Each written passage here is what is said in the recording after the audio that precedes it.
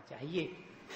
श्रीमद् रायचंद एक बार अपने मुमुक्षुओं के साथ चले जा रहे थे रास्ते से, और अचानक सामने से एक सिर पर घड़ा रखकर और एक हाथ में घड़ा लिए व्यक्ति को आते देख करके अपने मुमुक्षुओं से पूछा कि भाई बता सकते हो कि इसको धक्का लगने पर ये कौन सा वाले घड़े को पहले संभालेगा, जो सिर पे लिए बड़ा उसको या कि हाथ में लिए छोटा उसको।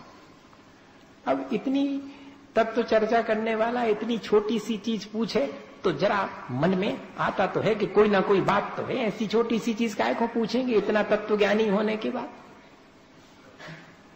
तो थोड़ी मुश्किल में आए और विचार किया कि ऐसा क्यों पूछ रहे।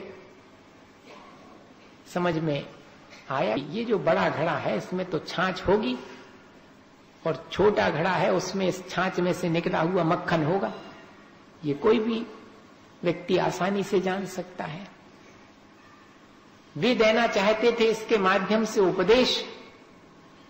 बताने वालों ने तो यही कहा कि जब धक्का लगेगा और गिरने की बात आएगी तो सबसे पहले हाथ का घड़ा संभालेगा, जिस सिर वाला गिरता हो तो गिर जाने देगा।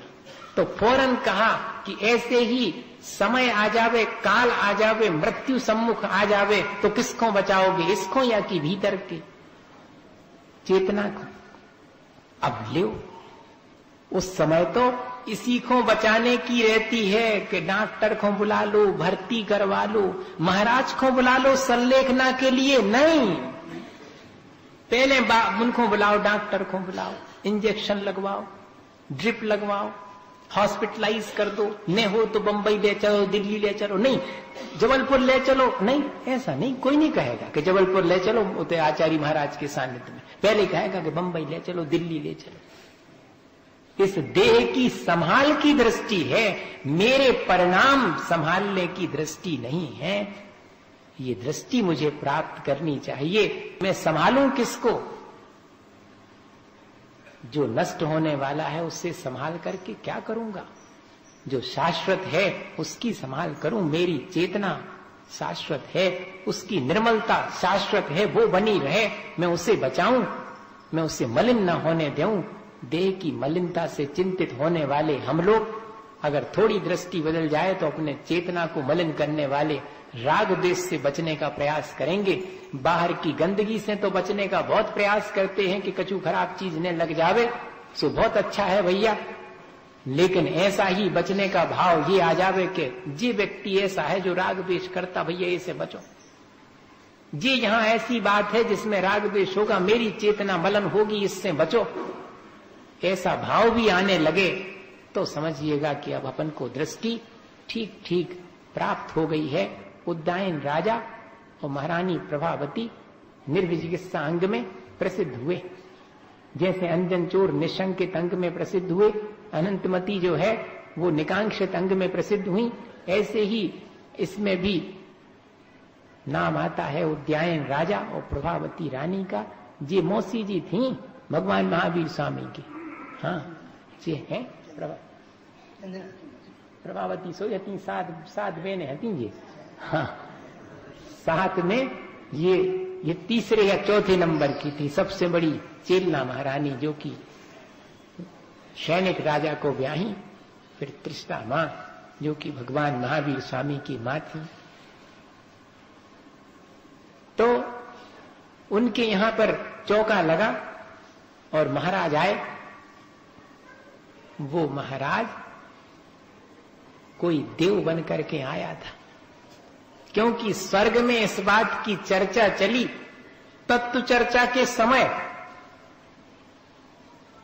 क्या चर्चा चली कि भाई सम्यक दर्शन के निर्विचिकित्सा अंग के लिए अगर आप देखना चाहें कि किसके भीतर प्रमुख रूप से हैं, वे तो सम्यक दृष्टि के 8 अंग 8 गुण सब रहते हैं एक साथ, लेकिन उसमें से कोई निर्विचिकित्सा अंग को विशेष रूप से देखना चाहे तो राजा उद्यायन और प्रभावती की निर्विचिकित्सा सराहनीय है, ऐसी चर्चा चली थी। तब वो देव उनकी परीक्षा लेने मुनि बन करके आ गए और वे तो गदगद होकर के पड़ जाते हैं, नौदा भक्ति करते हैं और आहार देते हो, और पूरा आहार होते ही वह देव अपनी विक्रिया के द्वारा और पूरे वमन के द्वारा पूरे चौके में दुर्गंध फैला देता है।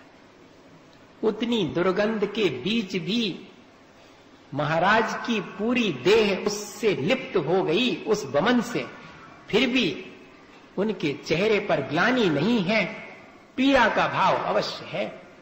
और पीड़ा किस बात की कि धिक्कार है मुझे, मैंने ऐसा कैसा विरुद्ध आहार दे दिया जिससे कि महाराज को वमन हो गया, क्या करूं, अब ये तो दूसरी बार ग्रहण नहीं करेंगे। और जल्दी से आंगन फांगन सब साफ करता, महाराज की देह को साफ करता। अत्यंत दुर्गंध के बावजूद भी उनकी देह को पहुंच रहे हैं दोनों मिलकर के। अब दोनों मिलकर के कह दी 2013 में पढ़ जाइयो, नहीं तो बहुत जल्दी पड़ जाओ, फिर 2 जनों की कह दी। अब 2 जनों की कह दी सो जैसो भाव ये सो वैसो भाव ये, न तुम देख भी गए थे नहीं हम आते, जैसी पहुंची हुई है सो वैसो भाव हुई। अभी मैं नहीं तो वही में आप ले लो कि महाराज तो ऐसी कह रहे थे।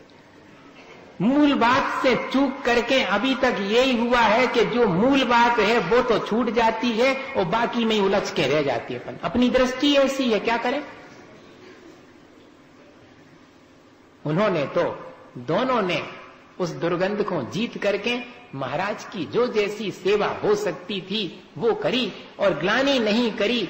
यही उनकी दृष्टि की निर्मलता है, यही उनके निर्विचिकित्सांग की विशेषता है। सो अपने को भी ऐसा ही अपने भीतर भाव अपना लाना चाहिए। मुख्य तो बात अपन को समझने की ये है, अपन तो बाह्य में देख करके और जल्दी से ग्लानि कर लेते हैं, घृणा करने लगते हैं। लेकिन अगर अच्छी दृष्टि अपनी होवे तो कहते जरूर हैं कि दोषवादे च मौनम, सद्वृत्ता नाम गुणगण कथा। सज्जन पुरुषों के गुणों की चर्चा करनी चाहिए, दोष अगर दिख जावे तो दोषवादे च मौनम। ये तो सब कहवे की बातें हैं, कहने सुनने में अच्छी लगती, मनो जीवन में आ जावे तो क्या बात है।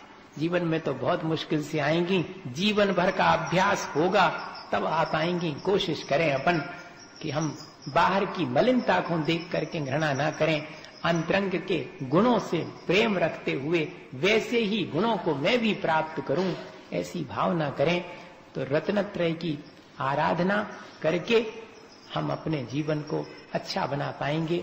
यह दृष्टि की निर्मलता हमारे भीतर बाह्य जो पर पदार्थ हैं उनसे घृणा से बचाती है और अपने स्वभाव की तरफ ले जाती है और उसको उज्जवल बनाने के लिए प्रेरित करती है। हम सब ऐसी प्रेरणा लेकर अपने जीवन को अच्छा बनाएं। बोलिए आचार्य गुरुवर विद्यासागर।